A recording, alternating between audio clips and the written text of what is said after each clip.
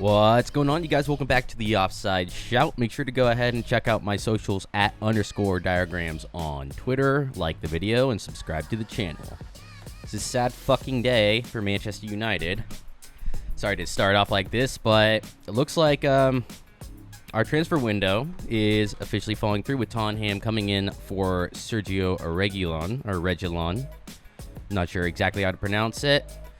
But Manchester United has been in contact with his agents in Real Madrid for a while now. There's a couple things on this, though, to keep in mind.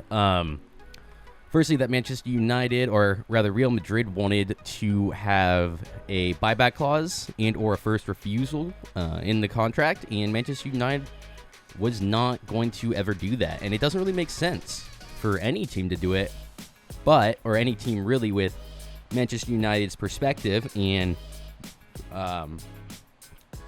their goals in mind, being they want to invest in young players like Reguilon, but they want to keep them at the club for a long time. Whereas Tottenham, who will now be moving in to go ahead and close that deal, taking him off of Manchester United at the last moment, they have Jose Mourinho in charge, and really their only goal is to get a trophy in the door before Mourinho leaves. If they don't do that, then it's going to be really, really tough for them.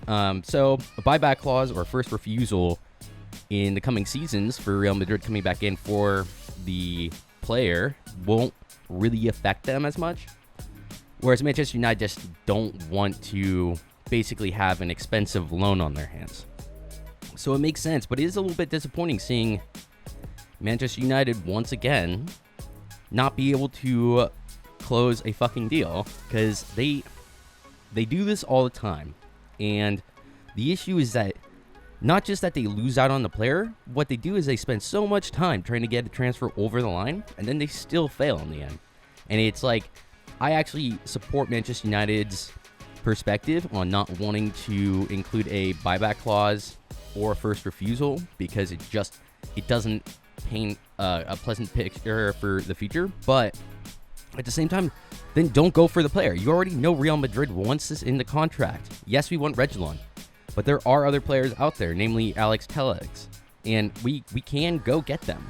But don't waste 2 to 3 weeks near the end of the transfer window absolutely dropping the ball and letting him go to Tottenham. It doesn't make any sense. So just bad luck. Other Manchester United news, looks like we're still in for Sancho. I'm not sure that we're going to get Sancho, but I do still think there's a very good likelihood. The things coming out of the club, and apparently there has been talks that Sancho has already told his England teammates while they are on international duty that he's still confident of going to Manchester United. The story's dead, though. It's just boring. Like, no one actually cares. I can't believe people are still clicking on stories like this in order to... I mean, they're basically just encouraging the press to continue doing this. I think Manchester United fans need to be a little bit wiser and stop... Like, the stories aren't going to stop unless people stop clicking on them. So, knock it off. It's mad. Given the Reguilon news, let's go ahead and just take a look at Tottenham, because it appears as though Tottenham will also be signing Bale. And for anyone who's not aware of the situation with Bale, is essentially Gareth Bale cannot get out of his contract because he's on way too high of wages. But that being said, Real Madrid is willing to pay half of his wages in order to just get him off the bill, because he's making around 600 million euros a week.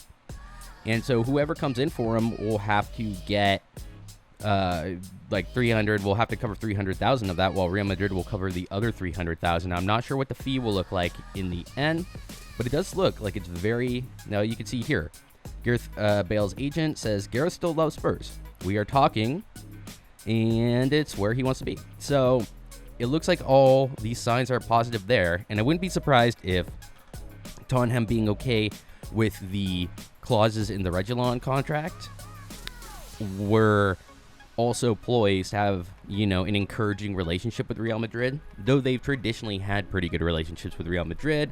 They sold them Luka Modric and Bale. So that relationship continues. I would, if I were a Spurs fan, I'd be pretty happy with that. After their loss to Everton was not great at all, but I kind of predicted that the game to be boring, and it was. So Martinez confirms his exit on Instagram. He is going to Aston Villa. That should be interesting. Arsenal will need to find a new backup goalkeeper, I believe, but I don't think they're going to be too concerned about that. Leno will be their number one. So Aubameyang has announced his new deal. We've all known that they were going to get this done and over the line, but it does look like the hype is very real. I mean, they brought out legends to talk to him, and yeah, I don't really care because we've all known this was going to happen forever. But if you are an Arsenal fan, go ahead and check that stuff out because you're going to love it. So you might as well. Look at that fucking Lamborghini, bro. It's got the Batman symbol on it too. He's so flashy, man. And I do think that Arsenal is actually paying him like, I think he just became the highest paid Premier League player on £375,000 a week. I don't know if those numbers are the official numbers, but they definitely they're up there. West Brom signed Chelsea legend Ivanovic. That should be interesting. Havertz happy with Chelsea debut in very tough Premier League. Chelsea fans must temper their expectations after the opening match. I got to be honest, Frank Lampard did not set up Chelsea the right way in that game. And he has had a history, a short one, granted, but he has a history of about a year where he doesn't know his best 11, which is really, really deeply concerning when you look at Arteta and Ole Gunnar Solskjaer, who found their best 11 without too much trouble. So it's weird. Adding in a bunch of world-class players doesn't really help him find his best 11. And yeah, he's going to have to figure it out. He's going to have to find a formation to fit these players in eventually because Abramovich is not going to want to wait on getting these players playing together. So yeah, Chelsea, a little boring there. Liverpool. Looks like Liverpool is actually back in talks with Gini Wijnaldum to keep him at the club, which means that they won't get, if they come to an agreement and to keep Gini there, they're not going to get Thiago Alcantara.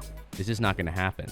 So it should be interesting. I think that Liverpool is going to fall off this season. I'll be honest, and they did not look great against Leeds United, though they did win 4-3. Last one, Manchester City. Evening headlines as Barcelona step up Garcia pursuit. Garcia's a great player. If I were Manchester City, I would be doing everything I could to keep him at the club. He is a defender for the future. And yeah, they just don't typically, invest in they invest in their youth teams. But there's no way into the first team, mostly because their first team is incredible. But I think that Garcia is probably the next one after Foden to step in there if they can keep their hands on him. So, but, if they think that he's disrespecting them, they're not going to play him. So he might as well move, but I'm just saying that if I were them, I would try to, try to keep him. So, Koulibaly, we've talked about him enough over the past weeks. The days that Kevin De Bruyne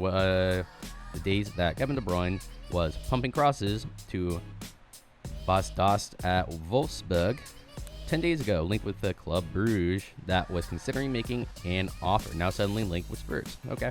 Just talking about some random forward in Belgium. Yeah, well, that's going to be it for us today. Make sure to go ahead and check out my socials at _diagrams on Twitter, like the video, and subscribe to the channel. And I'll catch you guys all later. Peace.